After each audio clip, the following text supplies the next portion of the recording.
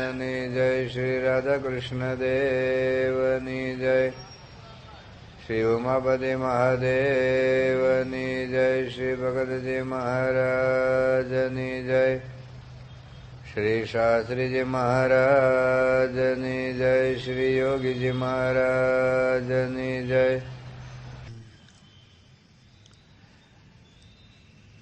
हिंदू अस्मिता पर्व એ નિમિત્તે આપણે જે ખોઈ બેઠા છીએ અથવા તો જે અસ્મિતાની આપણને ગરિમા હોવી જોઈએ જે ઓછી થઈ છે, કંઈક ઝાંખપ આવી છે, એને આપણે પુનઃ જાગૃત કરવાની આવશ્યકતા છે। અસ્મિતા એટલે અહંકાર નથી, પણ એ ગૌરવ છે, ગરિમા છે। અહંકાર એક વિકૃતિ છે। હિટલરને અહંકાર હતો પોતાની આર્ય જાતિનો, પોતાના દેશનો।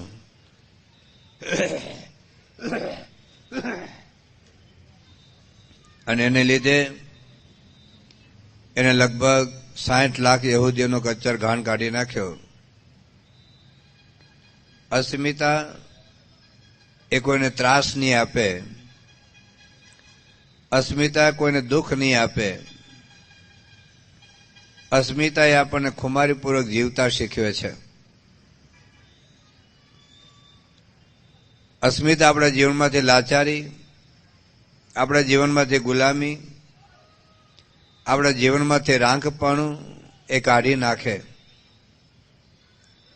જેને પોતાના દેશની અસ્મિતા હતી એમણે બલિદાનો આપ્યા છે। આપણે વિશ્વની અનેક સંસ્કૃતિઓ માટે જેને અસ્મિતા અને ગૌરવ હતું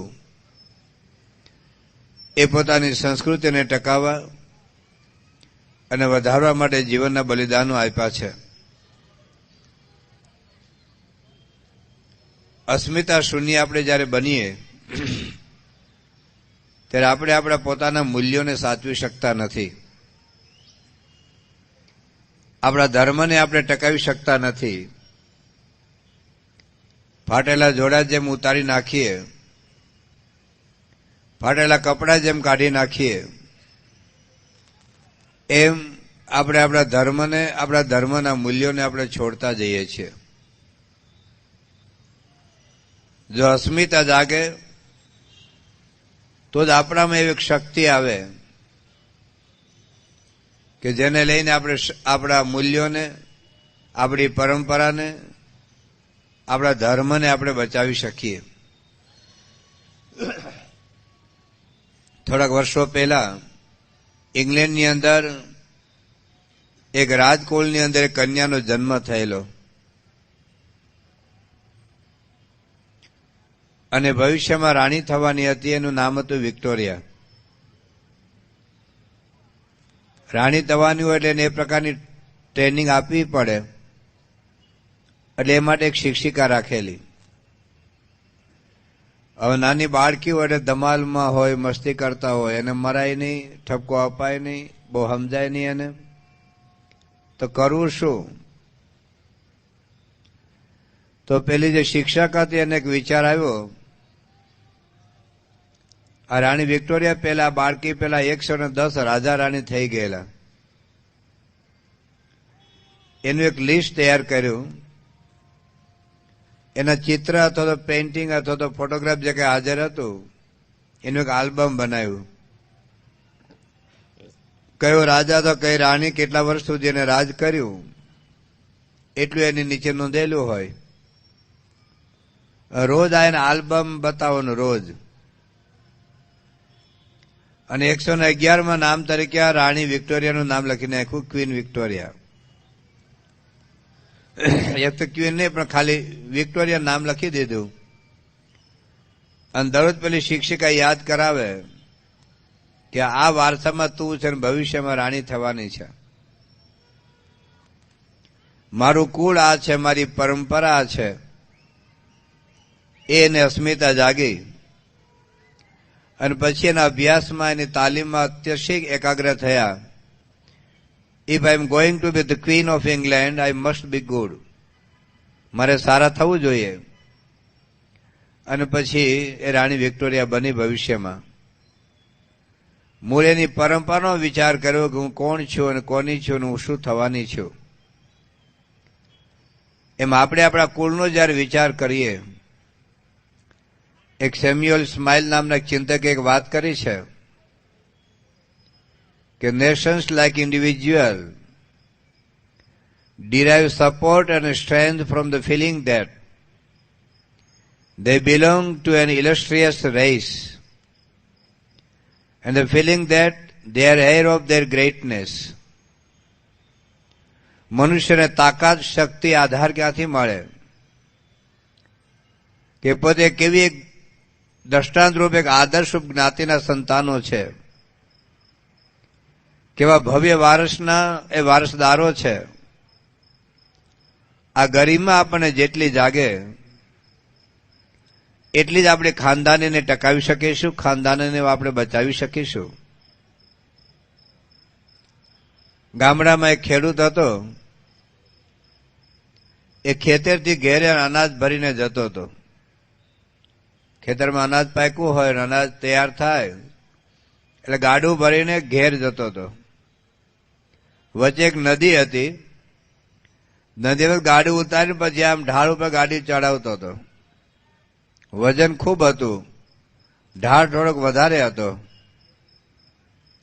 એટલે ગાડું આમ પાછું પડતું હતું.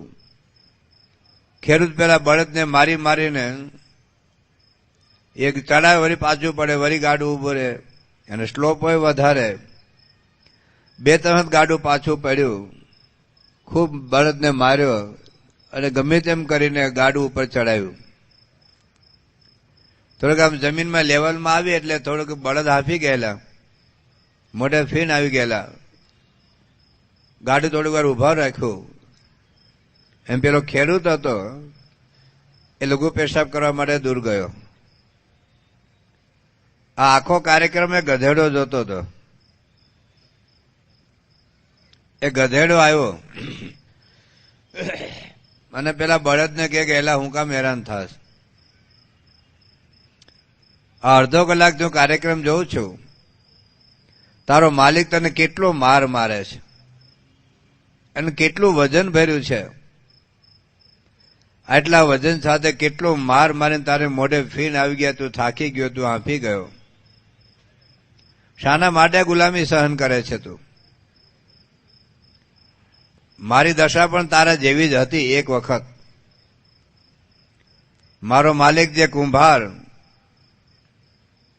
એ મારી પીઠ ઉપર હું બેવડો વળી જાઉં, વાંકો વળી જાઉં, મારી કેડ નમી એટલું માટી ભરતો અને મને ડફણા મારી મારીને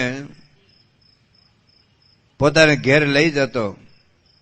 રોજનો મારો આ કાર્યક્રમ, રોજનો મારા ડફણા ખાવાના, ત્રાસ વેઠવાનો. એક વખત મને થીસી ચડી ગઈ. રાત્રે મને બાંધેલો છોડાવીને હું ભાગી ગયો. અત્યારે જલસા કરું છું. એ મને ફાવે ત્યાં હરું છું, ફરું છું, મને શું પૂછો છો કે હું શું કરું છું? એટલે મને ગમે તે જગ્યાએ ખેતરમાં ખાઈ લઉં, ગમે ત્યાં પાણી પી લો ને એ આરામ, કઈ વૈતરું નહીં, કઈ માથાકૂટ નહીં, કઈ લપ નહીં, કોઈનો માર સહન કરવાનો નહીં. અને મને તારી આ દયા આવી ગઈ એટલે હું તો કહું છું કે પેલો ખેડૂત દૂર ગયો છે તો તોડાવીને ભાગી જા, તો તારે આખી જિંદગીનો ત્રાસ મટી જશે.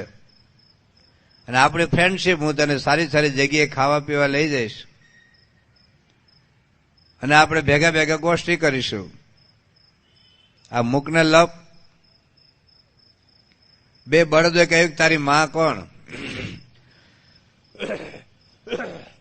એટલે ગધેડો કે મારી માં તો ગધેડી કહેવાય ને, કે તારી માતાને બીજા કોઈ માતા કે બકરી કે કોઈ બીજું કોઈ? ના, મારી માને તો હું જ માત ને કહું. તો બળદે કહ્યું કે તું ગધેડીનો છે ને હું ગાય માતાનો છું. મારી માને કરોડો હિન્દુઓ માતા કહે છે. તું ગધેડીનો છે અને હું ગાય માતાનો છું. જે ગધેડીનો હોય ને દગો દે. ગધેડીનો હોય એને માલિકને વફાદાર ન રહે. જે ગધેડીનો હોય એને કુળની ખાનદાની ન જાળવે. હું ગધેડીનો નથી, હું ગાય માતાનો છું. એટલે હું મરી જઈશ પણ મારા માલિકને હું વફાદાર રહીશ. હું એને ક્યારે દગો નહીં દઉં.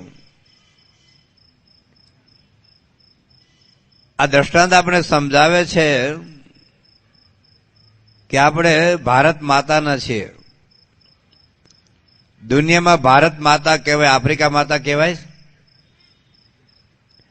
તમારા જે યુગાન્ડા દેશને તો યુગાન્ડા માતા કહેવાય, તો ટાંઝાનિયા માતા કહેવાય, ઇંગ્લેન્ડ માતા કહેવાય, ઓસ્ટ્રેલિયા માતા, સિંગાપોર માતા, બેલ્જિયમ માતા કહેવાય, અમેરિકા માતા કહેવાય, ફ્રાન્સ માતા કહેવાય, પણ ભારત માતા કહેવાય, મધર ઇન્ડિયા કહેવાય.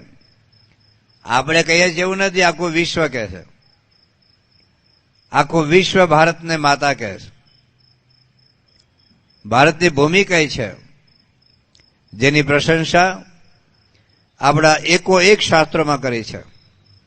એ વેદો લો, 18 પુરાણ લો, મહાભારત લો, રામાયણ લો. હિન્દુ ધર્મનો કોઈ એવો ગ્રંથ નથી કે જેમાં ભારતની ભૂમિની પવિત્રતા, ભારત ભૂમિની આધ્યાત્મિકતાની કોઈ પ્રશંસા ન કરી હોય. શ્રીમદ ભાગવતની અંદર 5મા સ્કંદમાં 19મા અધ્યાયમાં 21મા શ્લોકની અંદર દેવોને આપણી ઈર્ષા આવે છે અને દેવો કહે છે કે તમે કયા પુણ્ય કર્યા છે કે તમે ભારતમાં જન્મ લીધો. અમારા દેવલોકની અંદર એક કલ્પનું આયુષ્ય હોય, કરોડો વર્ષના આયુષ્ય કરતા ભારતની ભૂમિમાં એક ક્ષણ પણ આયુષ્ય મળે તો એ શ્રેષ્ઠ છે. તો હજારો વર્ષ પહેલા આપણી ભૂમિના જે દેવોએ, ઋષિઓએ, સંતોએ, ભક્તોએ ખૂબ વખાણ કર્યા છે. દુર્લભમ ભારતે જન્મ એવું આપણા શાસ્ત્રોમાં લખ્યું છે. આપણા શાસ્ત્રો તો લખે ભારતની ભૂમિમાં જન્મેલા સંતો, ઋષિ, મુનિઓ તો લખે. ભગવાન સ્વામિનારાયણે પણ વચરામૃતની અંદર વાત લખી છે કે ભારતમાં જન્મ થવો બહુ દુર્લભ છે. કરોડો કરોડો જન્મના સંસ્કાર હોય ત્યારે ભારતમાં જન્મ મળે. એ ભારતની ભૂમિની પ્રશંસા વિશ્વના અનેક લોકોએ કરી છે. એ આરબના હોય, ઇજિપ્તના હોય, એ રોમના હોય કે ગ્રીક લોકો હોય, અમેરિકાના હોય, ઇંગ્લેન્ડના હોય, ફ્રાન્સના, એવા હજારો લોકોએ ભારતની આ પવિત્ર ભૂમિની મુક્ત કંઠે પ્રશંસા કરી છે. 14મી સદીમાં એક અબ્દુલ વસફ થયા. એણે એક સુંદર વાત કરી છે કે its dust is purer than the air itself. ભારતની જે રજકણ છે એ હવા કરતા પણ વધારે પવિત્ર છે. And its air is purer than purity itself. ભારતની હવા છે પવિત્રતા કરતા પણ વધારે પવિત્ર છે. આવું એક મુસ્લિમ અબ્દુલ વસફે 14મી સદીમાં ભારતની પ્રશંસા કરી છે. એ સ્ટ્રેબો હોય કે મેગેસ્થેનિસ હોય, માર્કો પોલો હોય, કોઈ ઈસવીસન પૂર્વેની 3જી સદીમાં, કોઈ ઈસવીસનની 1લી સદીમાં, કોઈ ઈસવીસનની 13મી સદીમાં, કોઈ 16મી સદીમાં, કોઈ 17મી 18મી સદીમાં વિશ્વના લોકો જે ભારત ઉપર આવ્યા એ લોકોએ ભારતની ભૂમિની પ્રશંસા કરી છે. અમેરિકાના એક બહુ જ મોટા લેખક, વિશ્વમાં સૌથી વધારે વંચાયેલો આ લેખક છે જેનું નામ છે માર્ક ટ્વેઇન. એણે એક વાત લખી છે, India is an epitome of whole world and possesses all the leading features of other lands. Bharat એક વિશ્વનું એપિટોમ છે, So far as I am able to judge, nothing has been left by nature, either by nature or by man, to make India the most extraordinary country that sun visits in its rounds. કે આ ભારત દેશ એવો દેશ છે કે કુદરતે કે મનુષ્ય ભારત દેશને સર્વશ્રેષ્ઠ દેશ બનાવવા માટે કશું બાકી રાખ્યું નથી. Nothing has been forgotten, nothing has been overlook. ભારતને એક ભવ્ય દેશ બનાવવા માટે કશું ભૂલાયું નથી, કશું જ એ બાદબાકી કરવામાં આવી નથી, ઉપેક્ષા કરવામાં આવી નથી. એને આગળ એક વાત કરી કે India is land of religions. એ ધર્મોની ભૂમિ છે. Cradle of human race. સમગ્ર માનવ જાતનો પારણું ભારતની ભૂમિ ઉપર બંધાયું છે. The birthplace of human speech. મનુષ્યની વાણી વિશ્વની સૌથી જૂની ભાષા સંસ્કૃત છે અને સંસ્કૃત ભાષાનો જન્મ ભારતમાં થયો છે. એટલે the birthplace of human speech, the mother of human history. માનવ જાતનો ઇતિહાસની માતૃભૂમિ એ ભારત દેશ છે. The grandmother of legend. જે દંતકથાઓ કથાઓની પણ દાદીમાં એ ભારત દેશ છે. And the great grandmother of the traditions. જીવન જીવવાની જે જુદી જુદી પ્રણાલિકાઓની જે દાદીમાની પણ માતા એ ભારત દેશ છે. It is the only India, the land of dreams and romance. આ ભારત દેશ એ સ્વપ્ન અને પ્રણયની ભૂમિ છે. The land that all men desire to see, and having seen even by a glimpse, they would not give that glimpse for the shows of the rest of globe combined. ભારતની એવી એક ભૂમિ છે વિશ્વના પ્રત્યેક લોકોને જોવાની ઈચ્છા રહે, અને એક વખત ભારતને એક ઝલક દર્શન થઈ જાય તો આખી પૃથ્વીના દર્શન કરતા પણ એક વધુ લોકો માનશે. એવી એક ભારતની ભૂમિ છે. મેક્સ મુલર, એની વાત વિશેષ કાલે વાત કરીશ, પણ એ જર્મન ચિંતક એને વાત કરી છે કે if I were overlook the whole world to find a country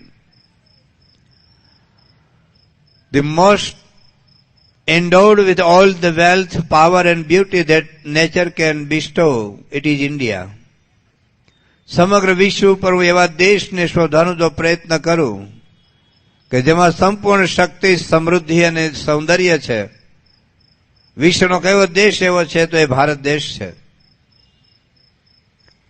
આ ઇંગ્લેન્ડ, આ મૂળ પોતે જર્મન, ઇંગ્લેન્ડમાં રહેતા હતા, પ્રોફેસર હતા. બીજું એક નામ છે રોમારોલા, જે ફ્રાન્સના હતા. એને એક વાત કરી છે, if there is one place on the face of earth where all dreams of living men have found a home from the earliest days when men began the dreams of existence, it is India. સમગ્ર પૃથ્વીના પટ ઉપર એવો કયો દેશ છે કે જ્યાં મનુષ્યના બધા સ્વપ્નો સાકાર થયા છે? વિશ્વનો કોઈ એવો એક દેશ હોય તો ભારત છે. આવા વિશ્વના સેંકડો ચિંતકોએ, લેખકોએ, સાહિત્યકારોએ, વિદ્વાનોએ, પંડિતોએ એ ભારત ભૂમિની પ્રશંસા કરી છે. એ ભારત ભૂમિના આપણે સંતાનો છીએ. અને ભારત અને હિન્દુઇઝમ ઇઝ ધ વન. ભારતીય સંસ્કૃતિ કહો કે હિન્દુ સંસ્કૃતિ કહો, એ જુદું નથી. ભારતના ઉદ્ભવ સાથે હિન્દુ ધર્મનો ઉદ્ભવ થયો છે. આપણે 5 દિવસ જે હિન્દુ ધર્મની અસ્મિતા વિશે આપણે જોવાના છીએ, એ અસ્મિતા વિશે જાણતા પહેલા હિન્દુ શબ્દ ક્યાંથી આવ્યો એ સમજી લઈએ. તમને બહુ જ આશ્ચર્ય થશે કે આપણા હિન્દુ ધર્મના કોઈ ગ્રંથોમાં હિન્દુ શબ્દ નથી. તમને હિન્દુ છો એટલે એટલી તો ખબર હશે કે આપણે હિન્દુ ધર્મના બેઝિક પાયાના મુખ્ય ગ્રંથો 4 વેદો છે. હિન્દુએ વેદોના દર્શન નહીં કર્યા હોય એને જરૂર નહીં છાપા સિવાય, પણ હિન્દુ ધર્મના 4 બેઝિક આપણા પાયાના ગ્રંથો છે. 4 વેદ: ઋગ્વેદ, યજુર્વેદ, સામવેદ અને અથર્વવેદ. 4 એન ઉપવેદ છે: ગાંધર્વ વેદ, આયુર્વેદ વગેરે, ધનુર્વેદ, ગંધર્વ વેદ બધા. તો એ 4 વેદ અને 4 ઉપવેદ, 18 પુરાણો, મહાભારત, રામાયણ, ગીતા, ઉપનિષદ, બ્રહ્મસૂત્રો, મનુસ્મૃતિ, યાજ્ઞવલ્ક્ય સ્મૃતિ, શંખલિખિત સ્મૃતિ, વશિષ્ઠ સ્મૃતિ, આ હિન્દુ ધર્મના પાયાના કોઈ ગ્રંથોની અંદર હિન્દુ શબ્દ નથી.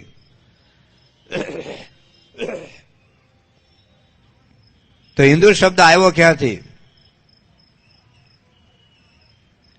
આપણે કોઈ શોધ ન કરી, આપણે જરૂરિયાત પણ નહોતી, પણ 18મી સદીની અંદર જે ઇંગ્લેન્ડના વિદ્વાનો આ મેક્સ મુલર અને મોનિયર વિલિયમ્સ, એ બધા લોકોએ હિન્દુ શબ્દને શોધવાની તપાસ આદરી. કારણ કે આ મોનિયર વિલિયમ્સ એક ડિક્શનરી બનાવતા હતા સંસ્કૃત અને અંગ્રેજીની. એ વખતે હિન્દુ શબ્દ પ્રચલિત થઈ ચૂક્યો હતો. તો હિન્દુ શબ્દ આવ્યો ક્યાંથી એ માટે હિન્દુ ધર્મના બધા જ ગ્રંથો જોઈ લીધા. કોઈ જગ્યાએ હિન્દુ શબ્દ મળ્યો નહીં. ભારત દેશની અંદર વિશ્વના અનેક દેશના યાત્રીઓ અહીં આવતા, ચાઇનાથી, ઇજિપ્તથી, ગ્રીકથી, આરબથી, અરબસ્તાન, બધા વિશ્વના અનેક લોકો ભારતની મુલાકાતે આવતા. એ લોકોની ડાયરીમાં જોયું તો એ લોકોની ડાયરીમાં પણ કોઈ જગ્યાએ હિન્દુ શબ્દ મળ્યો નહીં. કે અમે હિન્દુસ્તાનમાં ગયા, અમને ત્યાં ઘણા હિન્દુઓ મળ્યા, કોઈ શબ્દ હિન્દુ મળ્યો નહીં. ભારતના લોકો પણ વિશ્વના ખૂણે ખૂણે પહોંચેલા સેંકડો વર્ષોથી. એ લોકોની નોંધમાં જો એ લોકો પોતાને કેવી જાતના ઓળખાવે છે, કે અમે હિન્દુઓ છીએ કે શું ઓળખાવે છે, તો એ લોકોની નોંધમાં અમે હિન્દુ છીએ એવું ક્યાંય જોવા ન મળ્યું. અમે ભારત વર્ષના છીએ એવું એટલું જ, અમે આર્યવર્તના છીએ, અમે ભારતીયો છીએ એવું એ લોકો કહેતા, પણ અમે હિન્દુ છીએ એવું એ લોકો ક્યારેય કહ્યું નથી. બહુ તપાસ આદરી તો જે પારસી લોકો છે એ લોકોનો એક ધર્મ ગ્રંથ છે અવેસ્તા, એમાં એ લોકોને હિન્દુ શબ્દ મળ્યો. પારસી લોકો જયારે ભારતમાં આવ્યા ત્યારે વચ્ચે સિંધુ નદી ઉપરથી પસાર થવું પડતું, અને પારસી ભાષામાં, એ પર્શિયન ભાષામાં સ શબ્દ નથી, સ અક્ષર નથી, એટલે સને લોકો હિન્દુ કહેતા. કોઈ કાઠિયાવાડી હશે ને ખબર હશે કે અમે કાઠિયાવાડીઓ સને બદલે હ બોલીએ. હાજી આવજે, 7 વાગે આપણે સભા છે, 7 વાગે. હું સવારે 7 વાગે ઉઠ્યો, સવારે બોલે બધા કાઠિયાવાડીને ખબર, સવારે 7 વાગે ઉઠ્યો, 7:30 આવજો, 7:30. એમ આ પર્શિયન ભાષામાં સ હતો નહીં, સને બદલે લોકો હ બોલતા. એટલે સિંધુ ઉપરથી હિન્દુ પડ્યું, અને સિંધુ નદીની આ બાજુ રહેનારા લોકો હિન્દુ કહેવા લાગ્યા. ગ્રીક લોકો જે આવતા એ ઇન્દુ બોલતા, ઇન્દુ, અને એમાંથી ઇન્ડિયન શબ્દ બન્યો, અંગ્રેજોએ શોધી કાઢ્યો, એમને બનાવ્યો. અને ત્યાર પછી મુસ્લિમો જયારે 7મી 8મી સદીમાં આવ્યા, ત્યાર પછી હિન્દુ શબ્દ થોડો થોડો વધારે પ્રચલિત થયો. 12મી સદીમાં કેટલાક રાજાઓ જે હિન્દુ ધર્મના રક્ષકો હતા, એના માટે ટાઇટલ લખાતું હિન્દુ ધર્મના રક્ષક આ રાજા, એવા કેટલાક સિક્કાઓ હતા, એ આપણને મળ્યા. વધારે હિન્દુ શબ્દ પ્રચલિત થયો અંગ્રેજો આવ્યા પછી. મુસ્લિમ લોકોના વખતમાં પણ હિન્દુ શબ્દ લગભગ પ્રચલિત થઈ ચૂકેલો, પણ પછી અત્યારે આપણે હિન્દુ તરીકે આપણે વિશ્વભરમાં ઓળખાઈએ છીએ. તો તમને પ્રશ્ન એ થશે કે આપણા શાસ્ત્રોમાં આપણા ધર્મ માટે કયો શબ્દ વપરાતો? આપણા શાસ્ત્રમાં આપણા ધર્મ માટે સનાતન ધર્મ વપરાતો. સનાતન ધર્મ. હજુ આપણે ઘણા કે આ અમારું સનાતન હિન્દુ ટેમ્પલ છે, સનાતન ધર્મ છે. ઘણા લોકો અમે તો સનાતનીઓ છીએ, એટલે આપણા શાસ્ત્રમાં સનાતન શબ્દ વપરાતો, અને સનાતન એટલે ઇટર્નલ, જેની ઉત્પત્તિ નથી, જેનો નાશ નથી, એને સનાતન કહેવામાં આવે. આપણા શાસ્ત્રમાં સનાતન શબ્દ આત્મા અને પરમાત્મા માટે વપરાયેલો છે. જેમ જીવાત્માની ઉત્પત્તિ નથી, જીવાત્માનો નાશ નથી, એમ હિન્દુ ધર્મની ઉત્પત્તિ નથી, હિન્દુ ધર્મનો નાશ નથી. તો સનાતન ધર્મ, હિન્દુ ધર્મ એક સનાતન વેલ્યુઝ ઉપર, સનાતન મૂલ્યો ઉપર આધારિત છે. Eternal and universal. કે આજે કરોડો વર્ષો પહેલા જે અહિંસાનો જે ધર્મ હતો એ વખતે જેટલો ઉપયોગી છે એટલો અત્યારે છે એટલો જ ભવિષ્યમાં હશે. કરોડો વર્ષો પહેલા દારૂ ન પીવો, માંસ ન ખાવું, વ્યભિચાર ન કરો. કરોડો વર્ષો પહેલા માતા પિતાને પગે લાગો, માતૃદેવો ભવ પિતૃદેવો ભવના જે મૂલ્યો હતા આજે એટલા જ ઉપયોગી છે, અને ભવિષ્યના કરોડો વર્ષો પછી પણ એટલા જ ઉપયોગી છે. આ સનાતન સિદ્ધાંતો છે. 2 ને 2 4 થાય. એ શિયાળામાં બોલો તો 4 થાય, ઉનાળામાં બોલો તો 4 થાય. લગ્ન પેલા બોલો તો 4 થાય, લગ્ન પછી એ કે એટલા થાય. પણ 2 ને 2 4 થાય. તમે કોઈ પણ ભાષામાં બોલો, કોઈ પણ યુગમાં જાય. સનાતન એક સિદ્ધાંત સ્વીકારેલો છે. એમ હિન્દુ ધર્મ કોઈક વ્યક્તિને આધારે નથી, હિન્દુ ધર્મ એના મૂલ્યોને આધારે છે. એટલા માટે આપણા ધર્મ માટે સનાતન ધર્મ શબ્દ વપરાતો. પણ આજે વિશ્વની અંદર હિન્દુ ધર્મ એક પ્રચલિત શબ્દ થઈ ચૂક્યો છે, એટલે આપણે આપણી જાતને હિન્દુ કેવડાવી શકીએ અને આપણા ધર્મને આપણે હિન્દુ ધર્મ કહી શકીએ.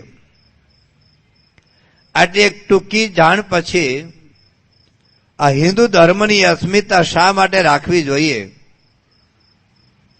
અને હિન્દુ ધર્મની અસ્મિતા આપણે ખોઈ બેઠા છીએ, એનું પરિણામ શું આવ્યું છે. જો અસ્મિતા હોય તો આપણા મૂલ્યો આપણે ટકાવી શકીએ, આપણો ધર્મને આપણે બચાવી શકીએ. તમને ખ્યાલ હશે કે મુસ્લિમોએ ભારતના 5 કરોડ હિન્દુઓને મારી નાખ્યા. 7મી સદીથી 12મી સદી સુધીમાં જે ક્રૂર હત્યાકાંડ રચાયો, અને ત્યાર પછી પણ 16મી 17મી સદીમાં પણ હિન્દુઓને જે મારી નાખવાનો જબરજસ્ત, એક હાથમાં તલવાર ને એક હાથમાં કુરાન. એટલે કે તો કુરાન પકડ એટલે મુસલમાન થઈ જાય અથવા મરવા તૈયાર થા. કરોડો હિન્દુઓ ખપી ગયા, મરી ગયા, પણ પોતાનો ધર્મ છોડ્યો નથી. 5 કરોડ હિન્દુઓની હત્યાઓ થઈ છે. એ રજપૂત સ્ત્રીઓ પોતાના જીવનું બલિદાન આપી દેતા.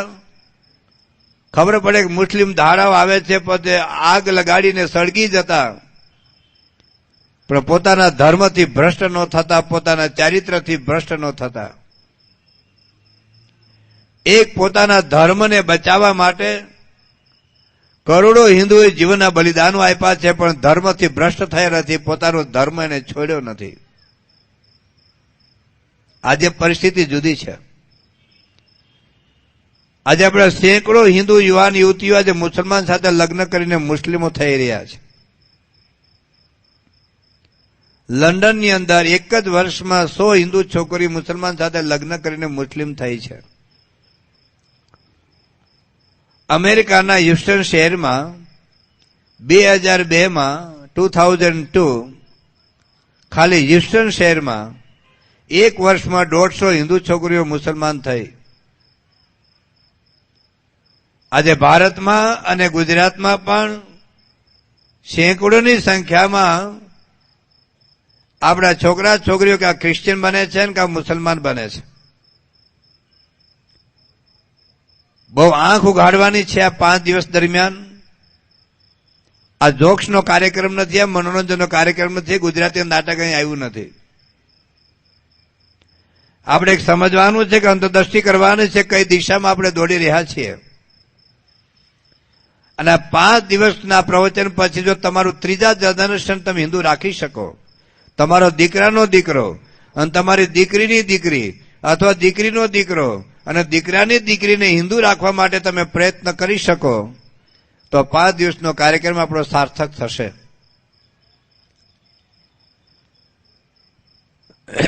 એક એબે ડુબોઇસ નામનો એક પાદરી ભારત આવેલો. એબે ડુબોઇસ ફ્રાન્સથી આવેલો. 1810 એ ભારતમાં આવ્યો. 1841 એ ફ્રાન્સ પાછો ગયો. ક્રિશ્ચિયન પાદરી આવેલો, એક લક્ષ્ય સાથે, એક જીવનના ધ્યેય સાથે આવેલો. તમારી જેમ પૈસા કમાવા નહોતો આવ્યો. એને એક ધ્યેય એ હતું કે I want to make the India the land of Christianity. આખા ભારતને મારે ક્રિશ્ચિયન કરવો છે. એક મિશન સાથે આવેલો. 30 વર્ષના સખત અને સતત પુરુષાર્થ પછી એ પાછો જતો રહ્યો ફ્રાન્સ. એને એક પુસ્તક લખ્યું છે, the Hindu rituals, rites and festivals. એ પુસ્તકની પ્રસ્તાવનામાં એને પોતે આ વાત લખી છે કે 30 વર્ષ સુધી હું હિન્દુઓને કન્વર્ટ કરવાનો સખત અને સતત પ્રયત્ન કરતો રહ્યો, બટ આઈ મિઝરેબલી ફેઇલ્ડ. હું ભયંકર રીતે, દુઃખદ રીતે નિષ્ફળ ગયો છું. 30 વર્ષના ઇતિહાસમાં ફક્ત 217 હિન્દુઓને હું ક્રિશ્ચિયન કરી શક્યો છું. ફક્ત 217. અને એ પણ કેવા, જે ભિખારી હોય, એટલે કે દુઃખી હોય, ખાવાનું ન રહેતું હોય, પીવાનું નહીં, કઈ રહેવાનું ન હોય, ભૂખ્યા મરતા હોય, એવા લોકોને કઈ ખવડાવવાનું, પીવડાવવાનું અથવા કઈ કપડા આપીને, લાલચ આપીને ક્રિશ્ચિયન કરી શકો. અને એ પણ નીચેની જ્ઞાતિના, હરિજન હોય, વાઘરી હોય, ભંગી હોય. એક જ બ્રાહ્મણને ક્રિશ્ચિયન કર્યો. અને એ લોકોએ પોતાના જિંદગીની એટલી સફળતા અને સિદ્ધિ માની કે બ્રાહ્મણની જનોય અને ચોટલી કાપીને એના પોતા ત્યાં બોસ્ટન મોકલી. એ લોકોને હેડક્વાર્ટર હતું. ત્યાં આજે પણ મ્યુઝિયમની અંદર એક બ્રાહ્મણ વટલાયેલાની ચોટલી અને જનોય ત્યાં છે કે અમે એક બ્રાહ્મણને વટલાયો. આજે જાઓ તમે ભારતમાં, કેરાલાની અંદર 80% કરતા વધારે બ્રાહ્મણો આજે ક્રિશ્ચિયન થઈ રહ્યા છે. ભારતમાં લાખોની સંખ્યામાં આજે ક્રિશ્ચિયનો થઈ રહ્યા છે. તમે નાગાલેન્ડ બાજુ જાઓ, આસામ બાજુ જાઓ, તમે મિઝોરમ એ બાજુ જાઓ, બધા 80, 85, 90, 95% આજે ક્રિશ્ચિયન બન્યા. કેરાલામાં 95% જે ક્રિશ્ચિયનો છે. આંધ્રમાં જાઓ, કર્ણાટકમાં જાઓ, તામિલનાડુમાં જાઓ, મધ્યપ્રદેશમાં જાઓ, લાખોની સંખ્યામાં આજે ક્રિશ્ચિયનો થઈ રહ્યા છે. ગુજરાતમાં ચરોત અને ગામડે ગામડે ચર્ચ બની રહ્યા છે. દક્ષિણ ગુજરાતમાં તમે વ્યારા બાજુ જાઓ, આદિવાસી વિસ્તારોમાં જાઓ, એક ફાટેલા જોડા અને ફાટેલા કપડા જેમ ઉતારી નાખે એમ લોકો હિન્દુ ધર્મને આજે ઉતારી રહ્યા છે. આજે અમેરિકામાં, ઇંગ્લેન્ડમાં, ઓસ્ટ્રેલિયામાં, ન્યુઝીલેન્ડમાં, આ પરદેશની ભૂમિમાં કેટલા હિન્દુ છોકરા છોકરીઓ ક્રિશ્ચિયન મુસલમાન સાથે પરણીને પોતાના ધર્મને એક ઉતારી રહ્યા છે. કેમ? બીજો એક ફ્રાન્સનો પાદરી હતો, ફ્રાન્સિસ ઝેવિયર્સ. એનું પણ એક સ્વપ્ન હતું કે મારે આ ઇન્ડિયાને ક્રિશ્ચિયન કરવો. વર્ષો સુધીનો દાખલો અને પુરુષાર્થ કર્યા પછી એ પાછો જતો રહ્યો અને દેશમાં જઈને ક્રિશ્ચિયન પાદરીઓને કહ્યું કે ભારતમાં પ્રયત્ન કરવા જેવો નથી, ભારતનો એક હિન્દુ ક્રિશ્ચિયન થતો નથી. એ અસ્મિતાથી જીવતા હતા લોકો. આજે અસ્મિતા આપણે ખોઈ બેઠા. 1813 બ્રિટિશ પાર્લામેન્ટમાં એક જબરજસ્ત ચર્ચા ચાલી છે. આ વેપારીઓ વેપાર કરવા નહોતા આવ્યા, તમે વેપાર કરવાના પૈસા કમાવા આવ્યા છે. એ લોકોનો મોટો જુદો હતો, ધ્યેય જુદો હતો લોકોને. આ લોકોને દેશને ક્રિશ્ચિયન કરવો હતો. તો 1813 તમે જાણો છો કે 16મી સદીમાં એ લોકો આવ્યા સુરતમાં પેલી અને કોઠી નાખી વેપારની. આમ તો 1498 વાસ્કો દ ગામા આવેલો. પછી પોર્ચુગીઝ લોકો આપણા દેશમાં આવ્યા, દીવ દમણ ગોવાની અંદર, અને હજારો હિન્દુઓને હત્યાઓ કરી છે, સેંકડો મંદિરો તોડ્યા છે લોકોએ. ક્રિશ્ચિયન હોજા નથી. દુનિયામાં સૌથી વધારે હત્યા એ લોકોએ કરી છે.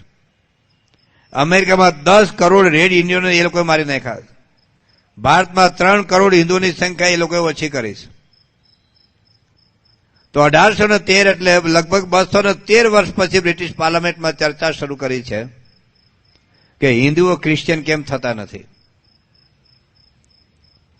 અને એ ચર્ચામાં છેલ્લા ઘણા વર્ષોથી હિન્દુઓ જે ભારતમાં રહેતા હતા ધંધા વેપાર માટે, એ લોકોને બ્રિટિશ પાર્લામેન્ટમાં બોલાવેલા કે તમે 25 વર્ષથી 30 વર્ષથી તમે 40 વર્ષથી તમે ભારતમાં રહો છો, તો હિન્દુઓમાં એવું તે શું છે કે કોઈ હિન્દુ ક્રિશ્ચિયન થતો નથી.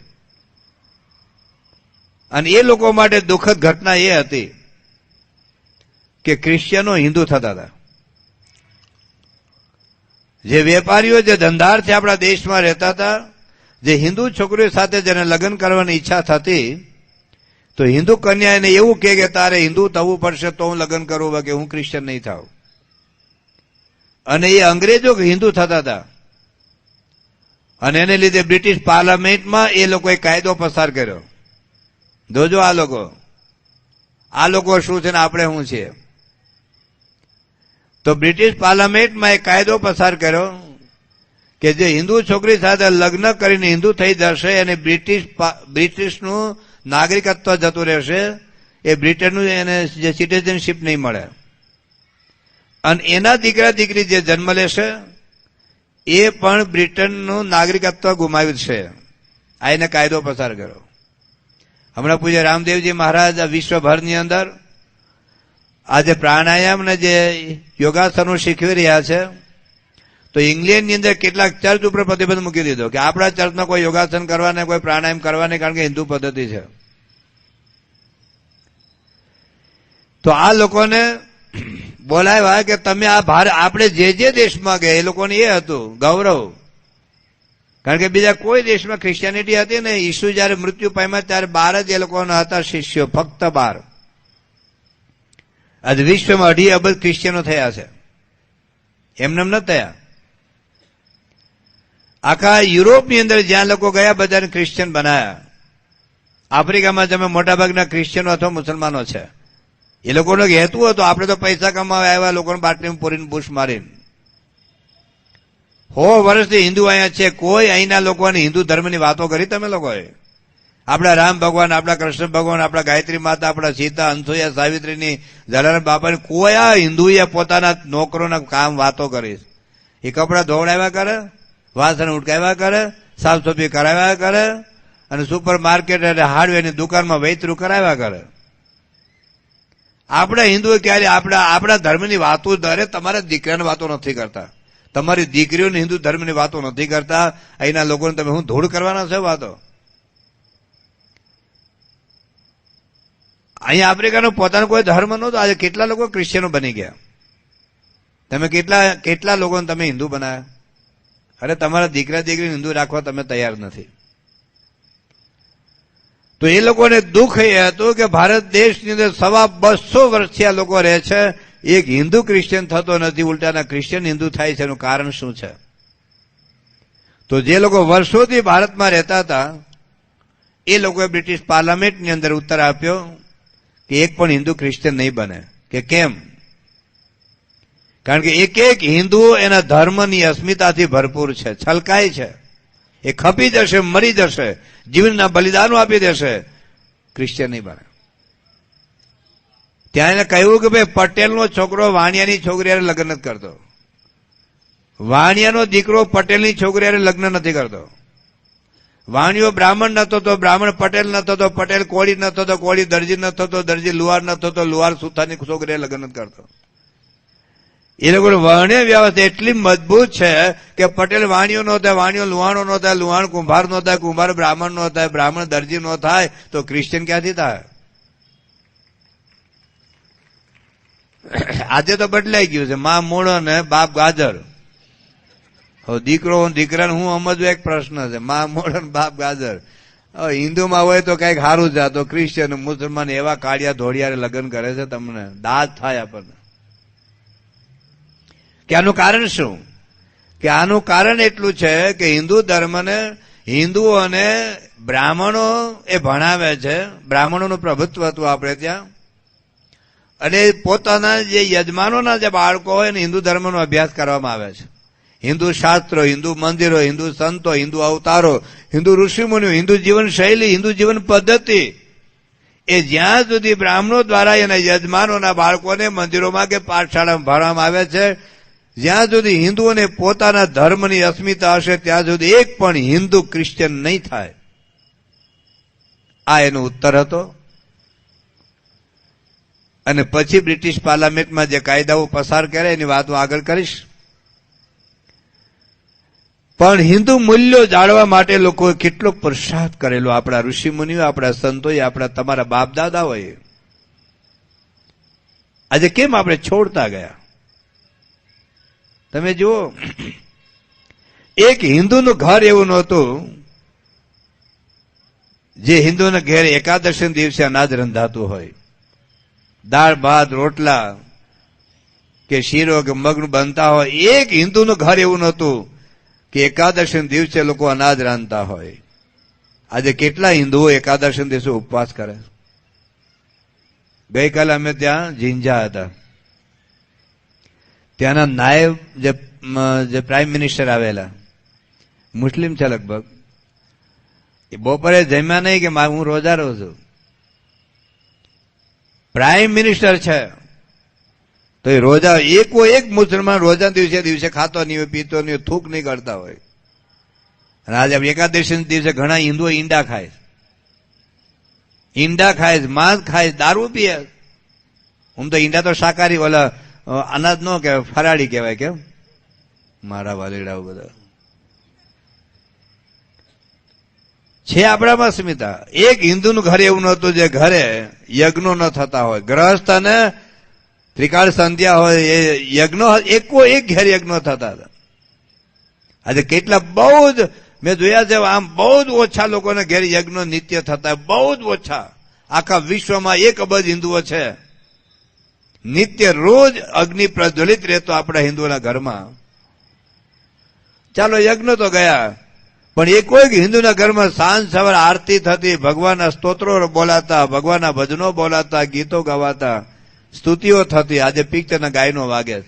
તમારો દીકરો બાથરૂમમાં નાતો પિક્ચરના ગાયનો ગાતો હશે, નરસિંહ મહેતાનું ભજન ને ગાતો હોય, જાગને જાદવા કૃષ્ણ ગોવાળિયા તુજવીના ધેનુમાં કોણ જાશે. ભજનો અવારમાં કોઈ ગાયત્રી માતાનો મંત્ર બોલતો, કે રામ ભગવાન, કોઈ કૃષ્ણ ભગવાન, કોઈ શંકર ભગવાન, જેને જે માનતા હોય એ કોઈ ઘેરે હવારમાં પ્રભાત્યા બોલાતા હતા. આપણે ત્યાં ઓલા ઘઉં દળતા. આજે હવાના પોરમાં ટીવી ચાલુ કરે, જોજો. એક હિન્દુનું કપાળ એવું નહોતું જે કપાળ ઉપર કોઈ ધાર્મિક ચિહ્ન ના હોય. તો તે જે ધર્મને માનતો હોય, માતાજીને માનતો હોય તો લાલ અથવા તો ચંદન ઓલું હોય, એનું જે સિંદૂરનું ચિહ્ન હતું. વૈષ્ણવને માનતો હોય તો ઉભા 2 તિલક હતા. શંકર ભગવાન માનતા હતા, આડા 3 એ રેખાઓ હતી. એને લીધે ખબર પડે કે આ વૈષ્ણવ છે, આ શાક્ત એટલે કે માતાજીને માને છે, કે શૈવ છે, શંકર ભગવાને માને છે. આજે કેટલા હિન્દુના કપાળ ઉપર એક ધાર્મિક ચિહ્ન છે? કેમ કાઢી નાખ્યું? શું આપણી પરંપરા ખોટી છે? આપણા મૂલ્યો ખોટા છે? આજે શીખ લોકો જો દુનિયામાં ગમે તે જગ્યાએ, ભારત દેશનો વડાપ્રધાન છે મનમોહનસિંહ, આટલી ઊંચી પોસ્ટ ઉપર છે પણ એને પાગ નથી ઉતારી. એ ચાઇના જાય કે રશિયા જાય કે બુશને મળે કે ઓબામા મળે. હું શીખ છું તો શીખ તરીકે પાગ હોવી જોઈએ. તો તમે હિન્દુ છો તો હિન્દુ તરીકે ચાંદલો કેમ કાઢી નાખો? શું નડે છે તમને? આપણા હિન્દુઓમાં એક પરંપરા છે કે સ્ત્રીઓ એ હેથો હોય અથવા ચાંદલો ક્યારે પૂછી નાખે? બંગડી ત્યારે કાઢી નાખે. બોલો જોઈ. હા, હિન્દુ બહેનો ચાંદલો ને હેથો ક્યારે બંધ કરે? બંગડી ક્યારે તોડી કાઢે? બોલો ને.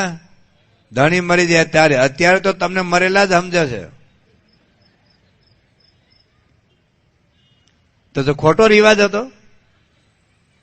એમ આપણો આ ચાંદલો બતાવે છે કે આપણા ધણી, આપણા ભગવાન જીવે છે. ભાઈ, મરી નથી ગયા હિન્દુના ભગવાન. હિન્દુના ભગવાન મરી નથી ગયા. હિન્દુના ભગવાન જીવે છે, શાશ્વત છે. ઘણા લોકો શું કે કે તિલક ચાંદલો તો બાહ્ય આચાર છે, દંભ છે, તો કપડા પહેરે દંભ છે ને કાઢી નાખો ને. અંદર જુદા છો ને બહાર જુદા છો ને તો કપડા કાઢી નાખો ને. અત્યારે કદાચ કોઈ સ્વામિનારાયણ વાળો તિલક ચાંદલો કરે તો ઠેકડી ઉડાડે, એલા ટીલવા. હવે ટીલવા હું તમારું હેરાન કરે ભાઈ? આપણા લોકો તિલક ચાંદલો કરીને જાય તો ઘણા હિન્દુઓ એલા સાહેબ તમે આવા ડાયા માણસ તમે આમાં ક્યાં ફસાણા લે? પણ તમે જો દારૂ પીએલો પીઓ ને તો નાવ યુ આર મોડર્ન. તમે જો કાલે દારૂ પીશો કોઈ નહીં પૂછે, કાલે તિલક ચાંદલો કરીને તમે ઓફિસમાં જાઓ 10 જણા પૂછે સાહેબ તમે આવા ડાયા માણસ તમે વળી આમાં ક્યાં ફસાણા લે? જાણે કે મુસલમાન થઈ ગયું ને એવું લોકોને લાગે. અમારા ગુજરાતની અંદર હિન્દુ સ્કૂલ હોય, પ્રિન્સિપાલ હિન્દુ હોય, સંચાલક હિન્દુ હોય ને અમારો BAPS નું કોઈ બાળક તિલક ચાંદલો કરીને ધ્યાન ના પાડે કે તિલક ચાંદલો નહીં કરવાનો. એ ગુટકા ભલે ખાય, બીડી પડે ભાઈ, પણ તિલક ચાંદલો નહીં કરવાનો. હમણાં મુંબઈમાં એક આપણા હરિભક્તોનો ફોન આવ્યો, હું સારંગપુર હતો. એ લોકો પેલા ત્યાં દુબઈ હતા. હું જયારે 2005માં દુબઈ ગયેલો ત્યાં મને મળેલા. દુબઈની મુસલમાન સ્કૂલની અંદર ભણતો હતો, તિલક ચાંદલો કરતો હતો. અને મુંબઈ પછી એ લોકોનું ફેમિલી આવ્યું. ગુજરાતી એ લોકોનું એક સ્કૂલ હતી, એના પ્રિન્સિપલ ગુજરાતી, સંચાલક ગુજરાતી. એ લોકો ના પાડી દીધા તિલક ચાંદલો એ નહીં કરવાનું. અમારી સ્કૂલમાં તિલક ચાંદલો પ્રતિબંધ છે. કેમ આવું થયું ભાઈ? આપણે આપણી ગરિમા છોડ્યા ને. કઈ સંસ્કૃતિના સંતાનો છે હિન્દુઓ આપણે? જે દેશમાં આપણે કેડિયારા પૂરતા હિન્દુઓ, કીડી મરી ન જાય એની ચિંતા આપણા હિન્દુઓની હતી. કીડિયા પૂરવા એટલે ખબર છે કે કીડિયાનો દર હોય ત્યાં લોટ નાખવા જતા, મારવાની નહીં. આ તો કીડી આ લીધે થપ મારે. કીડી મરી ન જાય એની ચિંતા આપણે હિન્દુઓ ન કરતા. રસોઈ ગામડામાં બનાવે ને એને પેલા ગોગ્રાસ ને શ્વાન ગ્રાસ કાઢતા. એક રોટલી ગાય માટે અને કૂતરા માટે. કૂતરા આવ કરીને આપણે કૂતરાને જમાડતા, ગાયોને જમાડતા. આ તમે સાધક પક્ષ ચાલે છે, કાગડાઓને આપણે જમાડીએ છીએ, ગાયને માતા તરીકે માનતા. અરે સાપ તો જેની કહેવાય, કરડે તો મરી જઈએ, તો સાપને આપણે મારી નોખવા નાખતા, પકડીને બહાર મૂકી આવતા. નાગ પાંચમના દિવસે આપણે નાગની પૂજા કરતા હિન્દુઓ. આપણા દેવી દેવતાના વાહન પણ પશુ છે, પક્ષીઓ છે. શંકર ભગવાન વાહન પોઠીઓ છે, વિષ્ણુ ભગવાનનું વાહન એ ગરુડ છે, ખોડિયાર માતાનું વાહન મગર છે, ગણપતિ દાદાનું વાહન ઉંદર છે. આપણા પશુઓ પ્રત્યેનો પ્રેમ છે, પૂજ્ય ભાવ છે. આ હિન્દુ ધર્મની સંસ્કૃતિના સંતાનો આજે આપણે કરોડ લાખોની સંખ્યામાં હિન્દુઓ માંસ ખાય છે. અમે છેલ્લા 1.5 મહિનાથી અહીંયા આફ્રિકામાં ફરીએ છીએ, ઘેર ઘેર પધરામણી કરીએ છીએ. કેટલા હિન્દુઓ માંસ ખાય? કેટલા હિન્દુઓ? બ્રહ્મસ્વરૂપ યોગીજી મહારાજ સૌ પ્રથમ આફ્રિકામાં આવ્યા 55-56માં, પછી 60માં આવ્યા, 70માં આવ્યા. કેટલા લોકો અહીંયા આફ્રિકામાં આવીને દારૂ માંસ ખાતા પીતા થઈ ગયેલા. માંસ ખાવા હિન્દુઓને આપણે સમજો તો ખરા. માંસ ખાતા પહેલા કતલખાનામાં જઈ આવજો. તમારી જીભડીના સ્વાદ માટે પશુઓનું કેટલું ક્રૂર બલિદાન લેવાય છે ભાઈઓ. કેમ ધર્મ આપણે છોડી દીધો? કેમ મૂલ્યો આપણે મૂકી દીધા? આપણે ખોટા હતા? માતૃ દેવો ભવ, પિતૃ દેવો ભવની સંસ્કૃતિના સંતાનો. એ શ્રવણ એ હતો, એના માતા પિતાને ખભે કાવડમાં બેસાડીને જાત્રા કરવા લઈ જતો હતો. આજના આધુનિક શ્રવણ શું કરે ખબર? કૂતરા ફેરવા જાય. જોયા? કૂતરા ફેરવા હવારના પરમાં ચડી પહેરીને કૂતરાને ફેરવા લઈ જાય. તારા બાપને લઈને જા ને મંદિરે. નહીં દેજો. કૂતરા પાસે જેટલો સમય કાઢે છે એટલો હિન્દુ એના મા બાપ માટે સમય નહીં કાઢે. જોજો, ભારત દેશના લાખો મા બાપ કોર્ટમાં ઉભા છે રોટલાના બટકું માટે, એક પેટનો ખાડો પૂરવા માટે. કઈ ક્યાં ગયા છો તમે આજે? માતૃ દેવો ભવ, પિતૃ દેવો ભવની સંસ્કૃતિના સંતાનો મા બાપની હત્યા કરે. હમણાં રાજકોટમાં MD થયેલા ડોક્ટર બાપની હત્યા કરી. સારંગપુરની બાજુમાં ખસ ગામ છે, 24 વર્ષના છોકરાની માતાની હત્યા કરી. જુઓ તો ખરા ક્યાં પહોંચ્યા છીએ આપણે. આપણે ત્યાં એક સાવિત્રી નામના એક પત્ની સ્ત્રી હતા. હિન્દુઓને ઓછી ખબર હોય, હિન્દુઓની એક્ટ્રેસની વધારે ખબર હોય. એ મૃત્યુ પામેલા પતિને સજીવન કરેલો. જે જૂના વડીલોને ખબર હશે, આધુનિક લોકોને તો એક્ટર ને એક્ટ્રેસની જ ખબર હોય. એક સાવિત્રી નામના એક સ્ત્રી એક પતિવ્રતાની તાકાતથી એના પતિને સજીવન કર્યા, મૃત્યુ પામેલા યમરાજાના દ્વારથી લાવી એ બાઈ. શું પતિવ્રતાની તાકાત હશે? પણ હમણાં આધુનિક સાવિત્રી શું કરે સાંભળ્યું છે? અમદાવાદમાં 1 મહિનામાં 3 ઘટના ઘટી. એક જ મહિનામાં 3. એનો પતિ સત્યવાન સૂતો છે, આધુનિક સત્યવાન. આધુનિક સાવિત્રી એના પ્રેમીને ફોન કરે છે કે તું આવી જા રાત્રે.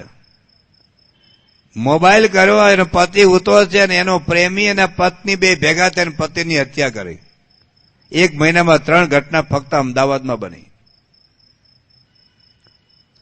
શું થઈ રહ્યું છે આજે તમે જો.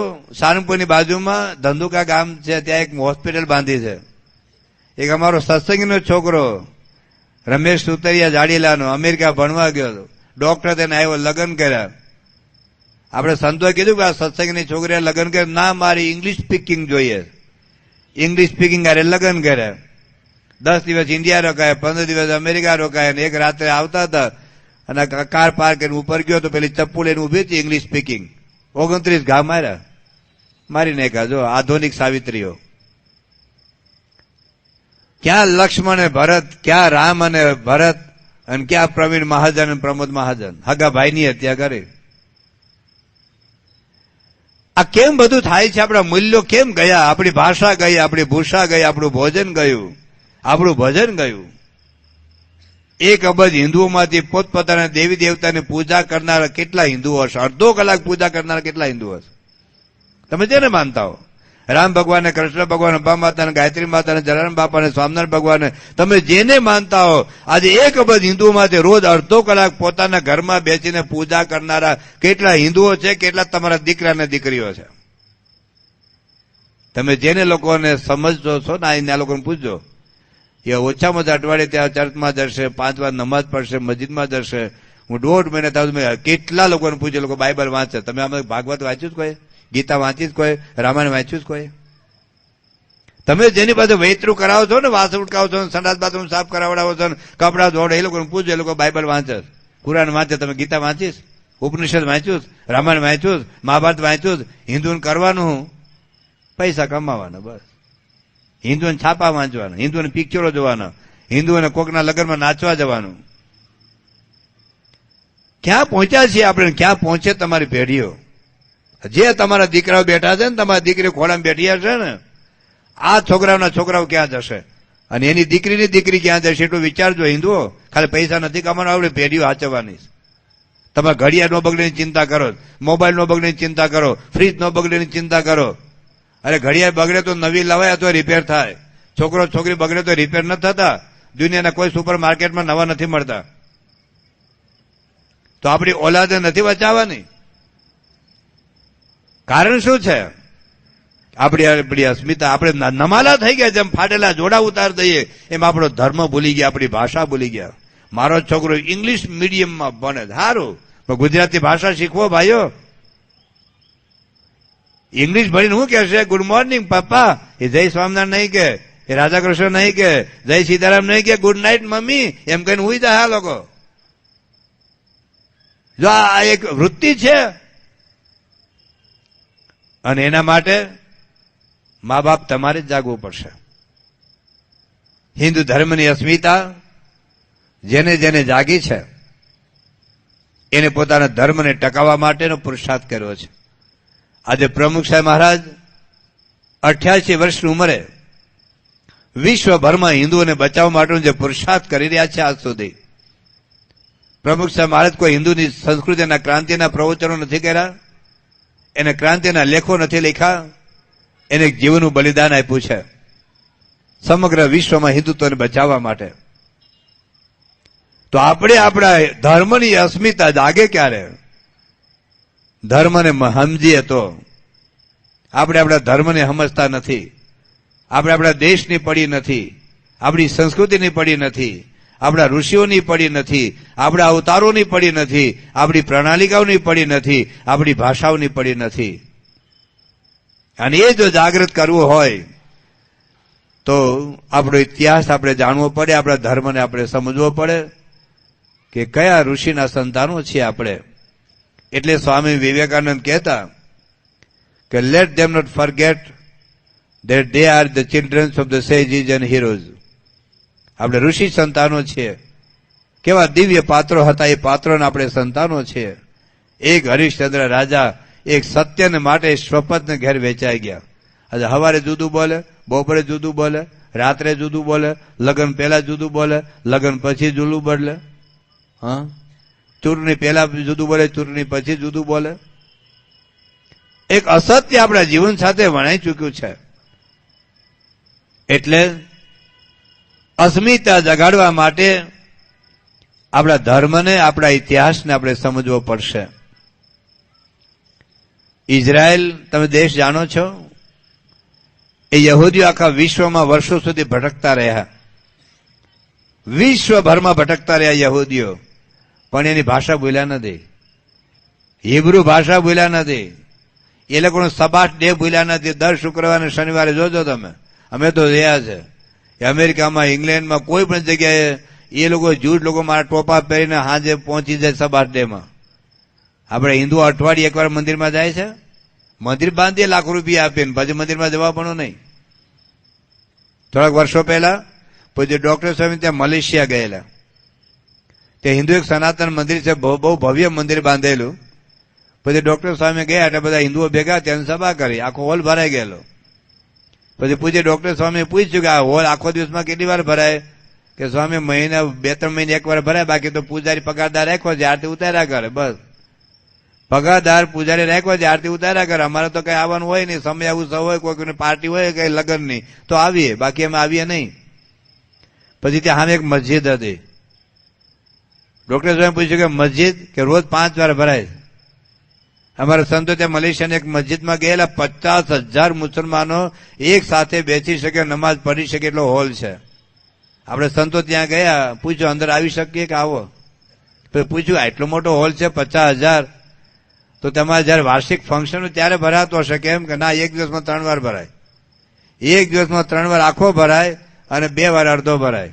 5 મિનિટ રાહ જુઓ, હમણાં આજાન વાગશે અને મુસલમાનો આવશે. 5 મિનિટ ઉભા રહ્યા અને એ લોકો સમય ચોર ભૂંગળું વાગ્યું અને કેટલા લોકો મર્સિડીઝ રોલ્સ રોયસ મોટી મોંઘી મોંઘી ગાડીઓ છોડીને એક 10 મિનિટમાં 15 મિનિટમાં 50,000 હોલ ભરાઈ ગયો. કે દિવસમાં 3 વાર હોલ ભરાય અને 2 વાર આખો ભરાય. આપણા હિન્દુઓનું આ સનાતન મંદિર છે, આ સોમનાથ મંદિર છે. કેટલા આવો છો? કેમ નથી આવતા? અઠવાડિયે એક વાર અવાય છે? તમારા બધા કાળિયાને પૂછો, અઠવાડિયું એક વાર ચર્ચમાં જતા હશે, મસ્જિદમાં જાય. લોકો એરપોર્ટ ઉપર નમાઝ પડે, રેલવેના પ્લેટફોર્મ પર નમાઝ પડે, આપણે ઘરમાં પૂજા નથી કરતા. તો હું ઇઝરાયલની વાત કરતો હતો. ઇઝરાયલ દેશ હમણાં બન્યો, આજુબાજુમાં એના બધા પરમ મિત્રો છે. ઇઝરાયલ દેશની આજુબાજુમાં એના અતિશય કૃપાપાત્ર પરમ મિત્રો, સ્નેહીઓ છે. એની વચ્ચે સિંહની જેમ રહે છે ને, સિંહની જેમ રહે. કારણ દેશની અસ્મિતા છે, દેશ માટે મરવાન ખપી દેવા માટે તૈયાર. એ લોકોએ હમણાં એક કાર્યક્રમ રચ્યો. જો તમારે એક મા બાપને વિચાર કરવાની જરૂરિયાત છે કે આપણે તો ઇઝરાયલમાં રહીએ છીએ, પણ સેંકડો વર્ષથી આપણે ઇઝરાયલની પ્રજાઓ જ દુનિયાના દેશોમાં વિચરે છે. એની પેઢીઓનું હું, કોઈ અમેરિકામાં, કોઈ ઇંગ્લેન્ડમાં, કોઈ ભારતમાં પણ એ લોકો રહે છે. તો એના દીકરા દીકરીઓને ભારત આ ઇઝરાયલ દેશની યાત્રા કરાવીએ. અને 1999 થી આ કાર્યક્રમ શરૂ કર્યો. 2009 સુધીમાં 1,10,000 યહૂદી છોકરા છોકરીઓને 10 દિવસની ઇઝરાયલ દેશની યાત્રા કરાવી. મફતમાં એ લાવે, ખવડાવો, પહેરાવો, હરવો, આવવા જવાની ટિકિટ અને કદાચ જો હાજા માંદા થાય તો દવાના પૈસા. 10 દિવસ સુધી એને અમે ત્યાં ઇઝરાયલમાં રાખવાના, 16 વર્ષથી માંડીને 24 વર્ષની ઉંમર સુધીમાં. 16 વર્ષથી 24 વર્ષની ઉંમર સુધીના આ કિશોરો અને કિશોરીઓ, યુવાન અને યુવતીઓને 10 દિવસની ટૂર ઇઝરાયલ કરાવે. અને 20-25 ના ગ્રુપમાં એક રિટાયર્ડ જે સોલ્જર હોય, સૈનિક, એ 10-15 ના ગ્રુપમાં એને એક મોકલે, તમારે બધું બતાવવાનું, ઇઝરાયલનો ઇતિહાસ બતાવવાનો અને ધર્મની અસ્મિતાની વાતો કરવાની. કારણ કે સોલ્જરને દેશની અસ્મિતા બહુ હોય, નેતાઓ તો દેશને વેચવા બેઠા હોય. તો એ સોલ્જર 10 જ દિવસ રાખવાના અને એની સાથે ફરે ઇઝરાયલના જે જુદા જુદા સ્થળો બતાવે, રમાડે, જમાડે, ખવડાવે, પીવડાવે, વારંવાર રહી અને તમે જે યહૂદી ધર્મની ઇઝરાયલ દેશની વાતો કરે. કેટલું અદભુત પરિણામ આવ્યું છે તમે સાંભળજો. હિન્દુઓ, તમારા દીકરા દીકરીઓને ભારત બતાવવા જેવો છે. ગંગા નદીમાં સ્નાન કરવા જેવું છે. આપણા મંદિરોના દર્શન કરવા જેવા છે. અહીંથી અમેરિકા મોકલે, ઇંગ્લેન્ડ મોકલે, ઓસ્ટ્રેલિયા મોકલે ભણવા. ભારત બતાવ્યું છે ક્યારે? હવે સાંભળજો શું થાય છે. તો એ ઇઝરાયલ આવતા પહેલા આ છોકરાઓને કે છોકરીઓને અમુક પ્રશ્ન પૂછતા અને 10 દિવસની યાત્રા પૂરી કરાવ્યા પછી અને બીજો પ્રશ્ન એના જ પ્રશ્નોને પૂછવામાં આવતા. તેમાંથી હું 3 પ્રશ્નોને તમને વાત કરું છું. મેં એક્ઝેક્ટ આ બધું વાંચ્યું છે. એક પુસ્તક છે, એમાંથી મેં વાંચ્યું છે આ બધું. એક પ્રશ્ન એવો પૂછવામાં આવતો કે તમે યહૂદી છોકરા છોકરી છો તો તમે લગ્ન કોની સાથે કરશો? છોકરો એને એવું પૂછે કે તારે લગ્ન યહૂદી છોકરી સાથે જ કરવા છે કે બીજા કોઈ પણ ધર્મ સાથે? છોકરીઓ તેને એવું પૂછે કે તું લગ્ન યહૂદી છોકરા સાથે કરીશ કે બીજા કોઈ પણ સાથે? તો ઇઝરાયલ આવતા પહેલા 20% યહૂદી છોકરા છોકરીનો ઉત્તર એવો હતો કે અમે યહૂદી સાથે જ લગ્ન કરીશું. 80% ઉત્તર એવો હતો કે લવ ઇઝ બ્લાઇન્ડ. એ જેની સાથે પ્રેમ થાય એની સાથે અમે લગ્ન કરવાના, અમારે કઈ યહૂદી યાર કઈ લેવા દેવા નથી. 10 દિવસની યાત્રા પછી શું પરિણામ આવ્યું? 10 દિવસ પછી એનો એ જ પ્રશ્ન એ લોકોને પૂછવામાં આવ્યો. તો 80% છોકરા છોકરી એવું કહ્યું કે અમે યહૂદી સાથે જ લગ્ન કરીશું. 80%. 10 દિવસ આખો દિવસ કથા નથી કરી, આખો દિવસ ધર્મની વાતો નથી કરી, પણ અસ્મિતા જગાડી, રમતા રમતા, જમાડતા, ખવડાવતા, પીવડાવતા, ઇઝરાયલના જુદા જુદા સ્થળમાં મુલાકાત કરાવતા, વચ્ચે વચ્ચે પેલો સૈનિક બોલતો જાય ને એ લોકોને સમજાવતો જાય. 10 દિવસની યાત્રામાં 60% રિઝલ્ટ વધી ગયું, અમે યહૂદી સાથે જ લગ્ન કરીશું. બીજો પ્રશ્ન એ પૂછવામાં આવતો કે તમે ભવિષ્યમાં લગ્ન કરશો, તમારા દીકરા દીકરી એ યહૂદી રે એવી ઈચ્છા રાખશો કે કોઈ પણ ધર્મ પાળે એવી ઈચ્છા રાખો? તો 30%નો જવાબ એવો હતો કે અમે યહૂદી છીએ અને અમારા દીકરા દીકરી યહૂદી રહે એવો અમે પ્રયત્ન કરીશું. 70%નો ઉત્તર એવો હતો કે અમે કઈ દબાણ કરી શકીએ નહીં, આજના છોકરા છોકરીને જે ધર્મ પાડો એ પાડે, દે આર ઇન્ડિપેન્ડન્ટ. અને 10 દિવસની યાત્રા પછીનું રિઝલ્ટ બદલાઈ ગયું. 70%નો ઉત્તર એવો હતો કે અમારા દીકરા દીકરી યહૂદી રહે એનો અમે આગ્રહ રાખીશું, અમે પ્રયત્ન કરીશું. ત્રીજો એક પ્રશ્ન એવો હતો કે તમે કયા મિત્રો સાથે ફરવા માંગશો?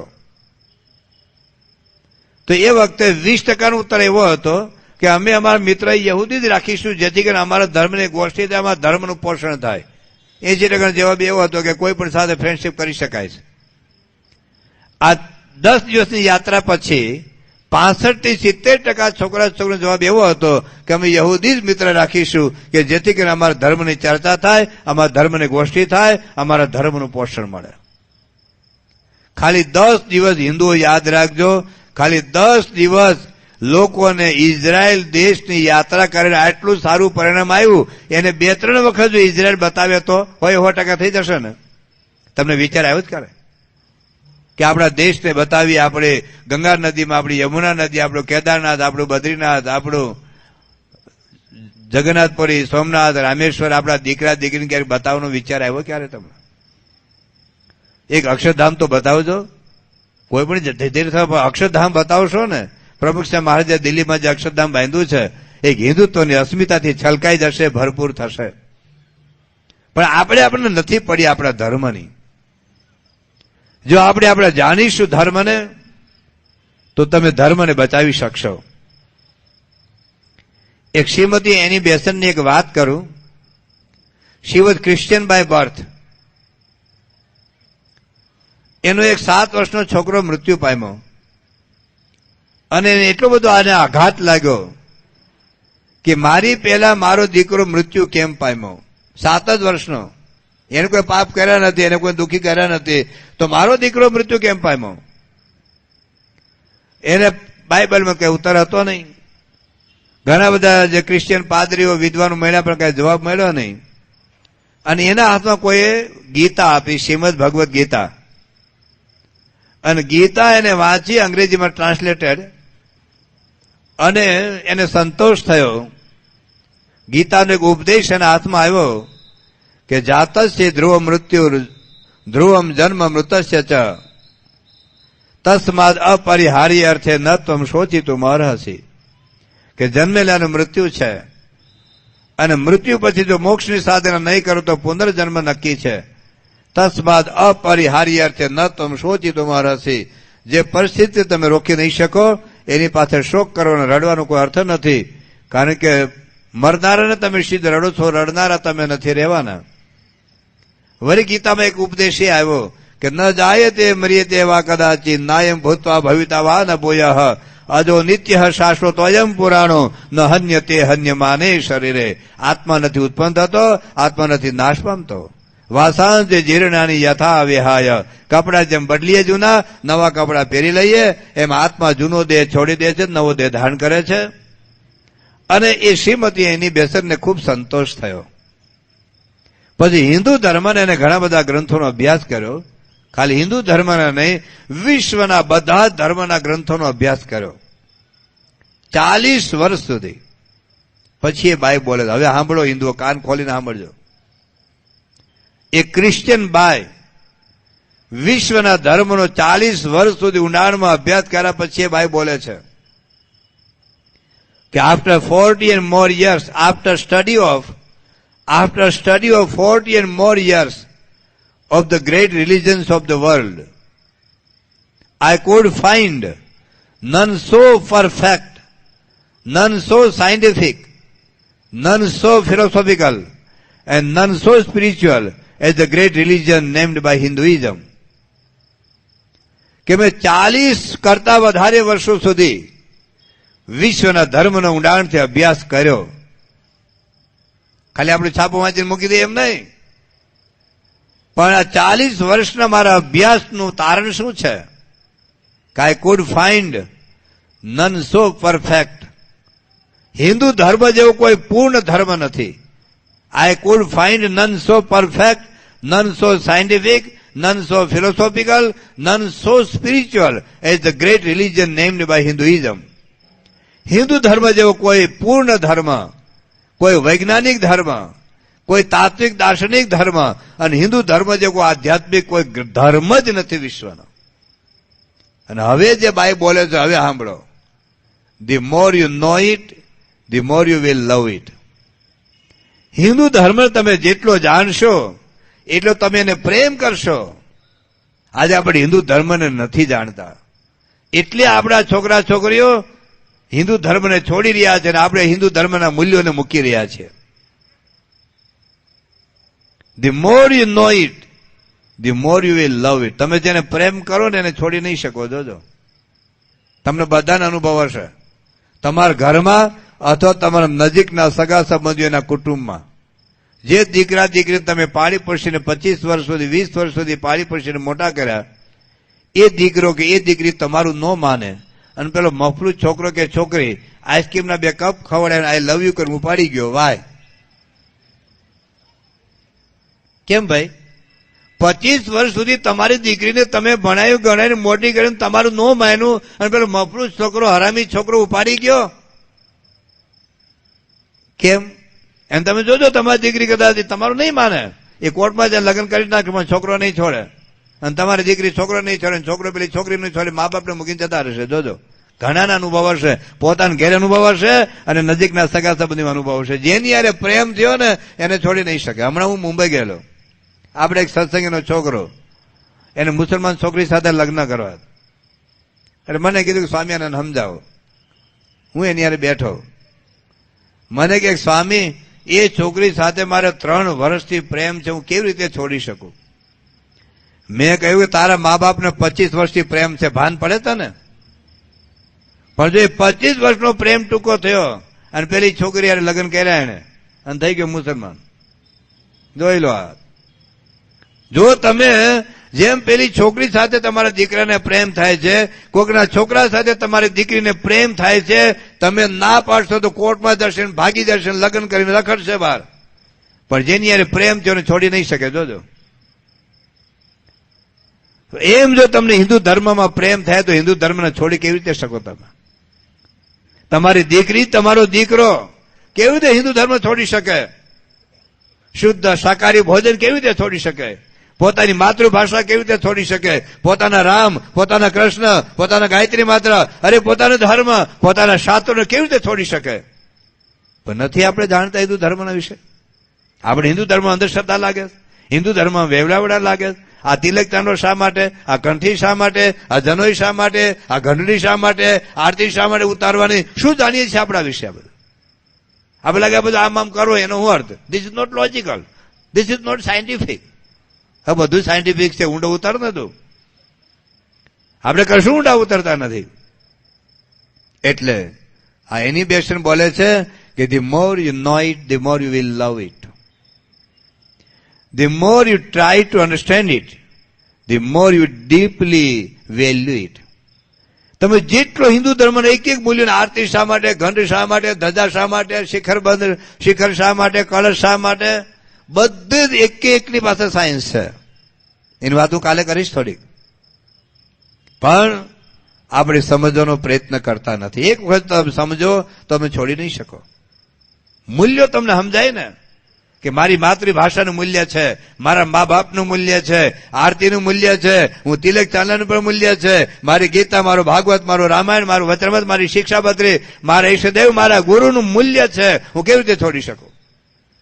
તમારો નાનો દીકરો હોય આવડો, એને $1 ચેક આપો, તમારે સીલિંગ નહીં, અહીંના કોથળો ભરાય હવે, પણ $1 ચેક આપો તમારા આવડા નાના દીકરા કે દીકરીને, બોલાવ કે બોલ $1 ચેક છે, બોલ $1 ચેક છે, બોલો બાળકો બધા $1 ચેક છે. બરાબર બોલ્યા ને? હવે એને પપ્પાને $5000 ચેક આપો, $5000 ચેક, તો બે માંથી રાજી કોણ થાય? હા, બાળક એનો પપ્પો? હા, કોણ રાજી થાય? એનો પપ્પો. એને પપ્પોને ખબર છે $5000 એટલે શું, પેલા બાળકને ખબર નથી વોટ ઇઝ $1. એ ચોકલેટ આપે તો ને પાછો આપી દે, અને પપ્પો આટલી ચોકલેટ આપે ને તો એ નો આપે, આટલી ચોકલેટ આપો ને આટલી તોય નો આપે. ખબર છે $5000 માં કેટલી ચોકલેટ આવે, અને પેલાને એક ચોકલેટ આપે તો $1 આપી દે. એમ તમારો દીકરો ને તમારી દીકરી કેમ $1 ચેક આપી દે છે? હિન્દુ ધર્મ કેમ છોડી દે? કેમ પિક્ચર જોતા થયા? પિક્ચર જોય આપણે? કઈ સંસ્કૃતિના સંતાનો છો હિન્દુઓ તમે? જે દેશનું લક્ષ્મણ એના ભાભી સીતા માતા સાથે 14 વર્ષ રહ્યા, છતાં સીતા માતાનું મુખ જોયું નથી. તમારા છોકરા બ્લુ ફિલ્મ જોવે છે, તમારી છોકરીઓ બ્લુ ફિલ્મ જોવે છે. આ સાયબર કાફેમાં કેટલું ભયંકર અશ્લીલ જોયે છે, આ પોર્નોગ્રાફી. કેમ? શું આપણો સંયમ, આપણી સંસ્કૃતિ, આપણા સદાચાર, આપણા મૂલ્યો ખોટા છે? ઘણા મોબાઈલમાં એક્ટ્રેસનો ફોટો રાખે જે આંખ પવિત્ર થાય. તમે જોજો કોમ્પ્યુટરમાં એક્ટ્રેસના ફોટા રાખે, એક્ટરના, શાહરૂખ ખાન, સલમાન ખાન, ડોબા ખાન, આમિર ખાન. રામ ભગવાનનો ફોટો રાખ ને, કૃષ્ણ ભગવાનનો ફોટો રાખ ને, ગાયત્રી માતાનો ફોટો રાખ ને, તારા મમ્મીનો ફોટો રાખ ને, તારા પપ્પાનો ફોટો રાખ ને, અરે તારા વાઈફનો ફોટો રાખ ને. એક્ટ્રેસનો ડાચું શું રાખે? શું ખોટા છીએ આપણે? ક્યાં પહોંચ્યા છીએ હિન્દુઓ આપણે? ખોરામાં બેહીને આપણા બાળકો ખોરામાં બેહીને પપ્પા પપ્પી એમ જોતા હશે પિક્ચરો. જોવાય આપણાથી? તમારી બેન, તમારા માતુશ્રી, તમારી દીકરી યુવાન અવસ્થામાં બેઠા હોય અને આવા વિચિત્ર ફિલ્મો જોતા હિન્દુઓને શરમ નથી આવતી તમને? ક્યાં મર્યાદા રહી આપણી? તમારી માતા, તમારી બેન, તમારી દીકરી બેઠી હોય અને આવા વિચિત્ર ફિલ્મો જોવાના. પણ મૂલ્યોને આપણે ગુમાવ્યા છે ને. આપણે આપણા ધર્મને સમજ્યા નથી, બાકી ના છોડી શકો તમે મૂલ્યોને. પગની પાની નહોતી દેખાતી, ખબર છે? અને ગુજરાતમાં કોલેજમાં તમારી દીકરીઓના ડ્રેસ જોઈ આવો, જીન્સના પેન્ટ પહેરી દે, મા બાપ રાજી થાય, વાહ બેટા ધન્ય છે તારી જનતાને. આપણે રાજી થાય મારી દીકરી કેવી નાચે છે, પણ તમને નચાવશે નવરાત્રી ગરબા પછી પૂછી આવજો ડોક્ટરોને.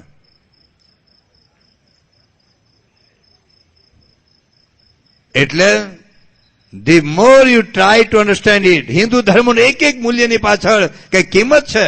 હજારો વર્ષથી ઋષિ મુનિ સાધનાને તપને બળે પોતાના મૂલ્યોને સાચવી રાખવા માટે જીવનના બલિદાનો આપ્યા, અને આપણે ફાટેલા જોડાની જેમ એક એક મૂલ્યોને છોડી રહ્યા છીએ. આપણે કેટલા હિન્દુ દારૂ પીએ, કેટલા બીડી પીએ, કેટલા ગુટકા ખાય, કેટલા તમાકુ ખાય, અને હિન્દુ કહેવાય? તમે ગમે તે ભગવાન માનો, ગમે તે દેવી દેવતાને માનો, ના ચાલે. આ ભાઈ એ હિન્દુ ના કહેવાય. એક છોકરો કે મારે 50% લગ્નનું નક્કી થઈ ગયું. કે 50% કેવી રીતે? કે મારા તરફથી હા છે ને સામે વાળે ના છે. હવે આ લગ્ન ક્યારે થાય? ઘણા 50% વાળા બેઠા હશે, જોજો. કોકને જો નક્કી કરી લે બસ મારે આની યારે લગ્ન કરવા, તું હી. પેલી એમ કે તું નહીં જા, તારું ડાચું જોવું નથી મારે. હવે આમાં અહીં ઘણા બેઠા હશો, મનમાં નક્કી કરી લે બસ આપણે પેલી અડવા દેતો ને એમ. તમે કહો હું હિન્દુ છું, પણ આપણા હિન્દુ ઋષિઓ માનશે કે તમે હિન્દુ છો? હું એ સ્વામિનારાયણ સાધુ કહેવાઉં, પણ સ્વામિનારાયણ સાધુનો નિયમ એકો ન પાડે તો ભગવાન સ્વામિનારાયણ મને ન કે મારો. એટલે હિન્દુ ધર્મના મૂલ્યોને જો ચટકાવવા હોય, બચાવવા હોય, તો શ્રીમતી એની બેસન કહે છે કે make no mistake, without Hinduism there is no future of India. હા, ક્રિશ્ચિયન ભાઈ કહે છે કે without Hinduism there is no future of India. અને આપણા નેતાઓને આ દેશને બિન સામ્રાજ્યિક બનાવીને હિન્દુની ઘોર ખોદી નહીં, અરે ભારત દેશની ઘોર ખોદી. બિન સાંપ્રદાયિક, આમ તો અમારા દેશનો ગધેડો બિન સાંપ્રદાયિક, અમારા દેશનો ભૂંડે બિન સાંપ્રદાયિક, કોઈ ધર્મ પાડતો નથી. બિન સાંપ્રદાયિક. Without Hinduism there is no future of India. અરે ઇન્ડિયાનું નહીં, વિશ્વનું કોઈ અસ્તિત્વ નથી. હિન્દુ ધર્મ વગર વિશ્વનું કોઈ અસ્તિત્વ નથી. એક ઇંગ્લેન્ડનો ઇતિહાસકાર ડોક્ટર આર્નલ્ડ ટોઇનબી એક વાત કરી છે. ઇંગ્લેન્ડનો ઇતિહાસકાર, પોતે ક્રિશ્ચિયન છે, એ લખે છે કે it is already become clear that a chapter which had a western beginning will have to have an Indian ending if it is not to end in the self-destruction of the human race. It is already become clear that a chapter which had a western beginning will have to have an Indian ending if it is not to end in the self-destruction of the human race. At this supremely dangerous moment in the human history, the only way of salvation for mankind is the Indian way. એને કહ્યું કે આજે પશ્ચિમની રીતે આપણે જીવનશૈલી શરૂ કરી, દારૂ પીવાના, માંસ ખાવાના, સ્ત્રી પુરુષનું ભેગા નાચવાનું, આપણી સંસ્કૃતિ નથી. અને ભારતીય પદ્ધતિથી જીવવું પડશે જો માનવ જાતનો નાશ નહીં કરવો હોય તો. અને ભારતીય પદ્ધતિ એટલે હિન્દુ પદ્ધતિ, કારણ ભારતમાં મૂળ તો હિન્દુ ધર્મ જ હતો. મુસલમાન તો પછી આવ્યા, ક્રિશ્ચિયન તો પછી આવ્યા. તો ભારત એટલે હિન્દુઇઝમ, હિન્દુઇઝમ એટલે ભારત. તો ભારતીય પદ્ધતિથી જીવવું પડશે જો વિશ્વને વિનાશમાંથી બચાવવો હોય તો. એની થોડીક વાત હું કાલે કરીશ, પણ આજે થોડીક વાત સમજી લો. વિશ્વમાં દર વર્ષે 60 લાખ માણસ તમાકુ લીધે મરે. સાંભળજો, વિશ્વમાં દર વર્ષે 60 લાખ માણસ તમાકુ, બીડી, ગુટકા અને માવા મસાલા લીધે મરે. આ જરાય વાર્તા નથી. એક હતો રાજા ને એક હતી રાણી, ખાધું પીધું રાજ કર્યું, વાર્તા નથી. આ સસલા અને શિયાળિયાની વાર્તા નથી ભાઈઓ. This is the fact. ગયા વર્ષે ભારતમાં 10 લાખ લોકો તમાકુ લીધે મર્યા.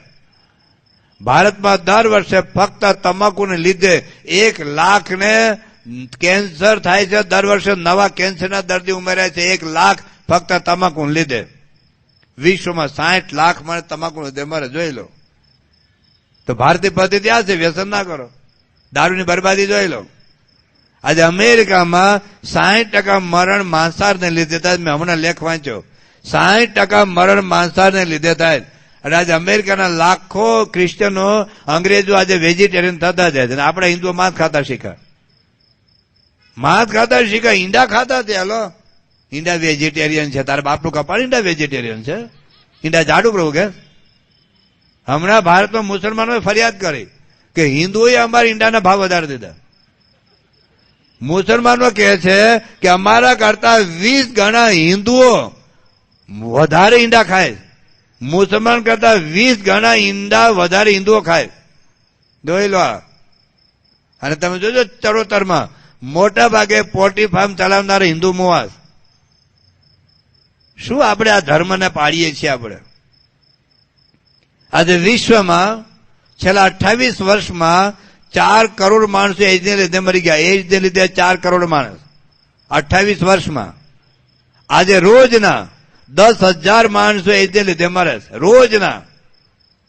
અને એજ ફેલાવનો તમે બધા જાણો છો 80% કારણ વ્યભિચાર. લગ્ન કરવા નાના જ પાડી પણ હકણા રહેવાનું કહ્યું. 80% એજ ફેલાવાનું કારણ વ્યભિચાર છે. તમારી શાળામાં, કોલેજોમાં, તમારા હોટેલમાં કયા કાર્યક્રમ ચાલે છે વિશ્વભરમાં, ગુજરાતમાં, દુનિયામાં જોઈ આવજો. તો વિશ્વને કોણ બતાવશે? વિશ્વનો આતંક નાશ આતંકવાદથી નહીં થાય. આતંકવાદથી થોડા ઘણા મરે. હમણાં મુંબઈની અંદર આતંકવાદ થયો, 200-250 મર્યા. બરાબર છે, આતંકવાદ ન થવો જોઈએ. આનું 10 લાખ માણસ તમાકુ લીધે મરી જાય તેનું. તો વિશ્વનો વિનાશ નહીં નોતરવો હોય, at this supremely dangerous moment in the human history, the only way of salvation for the mankind is the Indian Hindu ways, ancient Hindu ways. એ ભારતીય વિશ્વને બચાવશે. તો શ્રીમતી એની બેસન કહ્યું કે make no mistake, without Hinduism there is no future of India. ખાલી ઇન્ડિયાનું નહીં, કોઈ વિશ્વનું ભવિષ્ય નથી. હવે છેલ્લે એક વાત કરે છે કે if Hindus, સાંભળજો હિન્દુઓ, if Hindus do not maintain Hinduism, then who shall save it? જો હિન્દુઓ પોતે જ પોતાના ધર્મને નહીં બચાવે તો કોણ બચાવશે? તમારી દીકરીને તમે હિન્દુ નહીં રાખો તો તમારા આફ્રિકાનો રાષ્ટ્રપ્રમુખ રાખશે હિન્દુ? તમારી ઘડિયાળને તમે નહીં બચાવો તો તમારે શાહરૂખ ખાન તમારી ઘડિયાળની રક્ષા કરશે? If Hindus do not maintain Hinduism, then who shall save it? આપણે જ આપણા મૂલ્યો છોડશું, આપણે જ આપણા ધર્મ છોડશું, આપણે જ આપણા ભગવાન છોડશું, આપણે જ આપણી પરંપરા છોડશું, આપણે જ આપણા મંદિરો છોડશું, આપણે જ આપણા શાસ્ત્રો છોડીશું, આપણે જ આપણા મા બાપને લાતો મારીશું, તો હિન્દુ ધર્મના મૂલ્યોને બચાવશે કોણ? આગળ એક વાત કરે છે કે if India's own children do not cling to her faith, then who shall guard it? તમે ભારતના સંતો જો ભારતની શ્રદ્ધાને નહીં વળગી રહે તો કોણ બતાવશે તમને? અદભુત વાતો કરી છે હમણાં. એટલે હિન્દુ ધર્મની મહાનતા આપણે સમજીશું તો જ હિન્દુ ધર્મના મૂલ્યોને આપણે બચાવી શકીશું. તમારી પેઢીઓમાં યાદ રાખજો, 5 દિવસ મારે એ જ વાત કરવી કે તમારું ત્રીજું જનરેશન, તમને પડી હોય કે ના પડી હોય, અમને પડી છે. તમારો દીકરાનો દીકરો હિન્દુ રહે, તમારા દીકરાની દીકરી હિન્દુ રહે, તમારી દીકરીનો દીકરો, દીકરીની દીકરી હિન્દુ રહે, એની ચિંતા તમે કરજો મા બાપ, નહીં તો રોતા નહીં આવડે. પછી તમે કહો ના મેં તો મારી દીકરી બહુ સમજાય પણ માની નહીં, આમ કરે, મેં તો બહુ સમજાય પણ માની નહીં. ધૂળ માને. તમે બેઠા છો તમારી દીકરી હારે, દીકરા હારે બેઠા છો ક્યારે? તો આ 5 દિવસની કથા વાર્તામાં આપણે સમજીશું. અત્યારે આપણે અહીંયા પૂરું કરીએ છીએ. રોજ હું 1.5-2 કલાક બોલવાનો છું, પણ તમારો ટ્રાફિક બહુ છે અહીંયા. એટલે ટ્રાફિકમાં તમે એવા હલવાઈ જાઓ છો એટલે તમે મોડા આવો છો. મોડા આવો છો એટલે આપણો કાર્યક્રમ મોડો પૂરો થશે. એટલે થોડાક દિવસ વહેલી દુકાનો બંધ કરી દો. 5 દિવસ ખોટ નહીં જાય ને ગેરંટી મારી. 2-5 રૂપિયા ઓછા કમાશો, તમે ભિખારી નહીં થઈ જાઓ. કરોડો રૂપિયા તમારે બેંકમાં પડ્યા છે સીલિંગમાં, ઢગલા બંધ. આ 5 દિવસનું સાંભળી લો. થોડાક વહેલા આવજો, વહેલી દુકાન બંધ કરી દો. અડધો કલાક, પોણો કલાક ટ્રાફિકનો ટાઈમ તમે શોધી કાઢો. અને એ પ્રમાણે જો વહેલા આવશો તો આપણો વહેલો કાર્યક્રમ પૂરો થશે. 5 દિવસ તમને હેરાન કરવાનો છું, પછી હું હેરાન કરવાનો છું નહીં. તમે જે થવું થજો, જે રહેવું રહેજો, જે કેવું કરજો. પણ અમને એક ચિંતા છે, પ્રમુખ સાહેબ મહારાજને ચિંતા છે, એના માટે સંતો મોકલ્યા છે અહીંયા. અમે પૈસા લેવા આવ્યા નથી. ઘણાના બીક હોય છે, આ અંતે હારવાર બધા સ્વામિનારાયણ બનાવી દે. સ્વામિનારાયણ બનાવી દેવાનો કોઈ અમારો ઈરાદો નથી. તમે હિન્દુ રહેજો, માતાજીને માનો તો જિંદગીભર સ્વામિનારાયણ કંઠી ના પહેરશો, જાઓ હખણા રહો બસ. દારૂ છોડો, બીડી છોડો, માંસાળ છોડો, તમાકુ છોડો, મા બાપને પગે લાગો, તમારા દીકરા દીકરીને હાચો. બસ મારે એટલું જ કેવું છે. તો આવતીકાલે પૂજ્ય મહંત સ્વામી પણ આવશે, બીજા સંતો પણ આવશે. અને આ 5 દિવસ દરમિયાન બધા જેટલા હિન્દુઓ છે ને, તમારા બધા મિત્રો 5-10 ને ભેગા કરો. આપણે હિન્દુને આપણા ધર્મને આપણે બચાવવો છે બસ. બાકી નહીં રે. તમે ચારે બાજુ પ્રોજેક્ટ છે, એમ બધી કાલે વાત કરવાનો છું. હિન્દુત્વનો નાશ કરવા માટે વિશ્વની સરકારો દ્વારા, વિશ્વનું શિક્ષણ જગત દ્વારા અને વિશ્વની ટીવી ચેનલો અને મીડિયાઓ દ્વારા તમારા ધર્મના આચારો, વિચારો, આહાર અને વિહારને ભ્રષ્ટ કરવા માટે એક જબરજસ્ત કૌભાંડ ષડયંત્ર રચાઈ ચૂક્યું છે. એમાંથી પેઢીઓને બચાવવા માટે આપણે શું કરવું પડશે એની વાત આપણે આવતીકાલે અને આવતા દિવસોમાં જઈશું. ત્યાં સુધી સૌને જય શ્રી સ્વામિનારાયણ.